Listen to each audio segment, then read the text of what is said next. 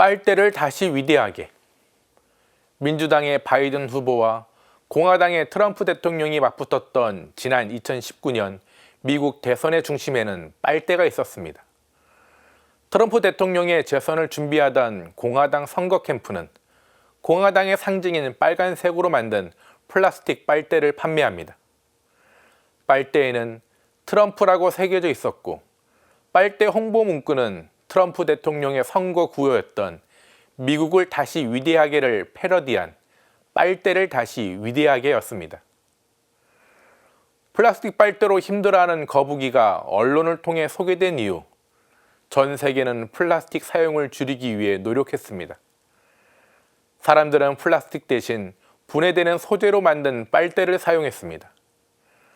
하지만 실제 사용해보니 불편한 점이 있었고, 평소 환경보호에 냉소적이었던 트럼프 대통령의 태도가 트럼프 빨대가 탄생한 배경이 되었습니다. 여기에 민주당이냐 공화당이냐는 진영 논리까지 가세하며 플라스틱 빨대는 선거의 중심이 됩니다. 이제 플라스틱 빨대는 단순한 빨대가 아니었습니다. 트럼프 지지자들은 플라스틱 빨대를 지지하는 티셔츠까지 만들어 입었습니다. SNS에는 플라스틱 빨대 구매 인증 릴레이가 이어졌습니다. 트럼프 지지자들은 민주당은 종이 빨대처럼 형편없다며 조롱했습니다. 그런 트럼프 지지자들의 열광 때문인지 플라스틱 빨대 판매를 통해 공화당은 선거 자금을 모았습니다.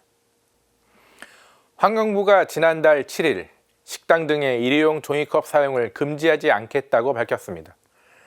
카페에서 플라스틱 빨대, 편의점에서 비닐봉지 사용도 단속하지 않기로 했습니다. 모두 시행 보름을 앞둔 정책들이었습니다. 소상공인의 어려움을 이유로 들었지만 표를 의식한 정부 여당의 선심성 정책이라는 지적이 많았습니다. 이렇게 우리나라도 선거를 앞두고 나온 정책 또는 공약에 플라스틱 빨대가 등장했습니다. 이참에 내년에 있을 총선의 주인공은 빨대가 되어야 합니다. 이번 총선을 기후위기 선거로 만들자는 겁니다. 환경부 자료에 따르면 2019년 기준 연간 일회용컵 사용량은 248억 개입니다.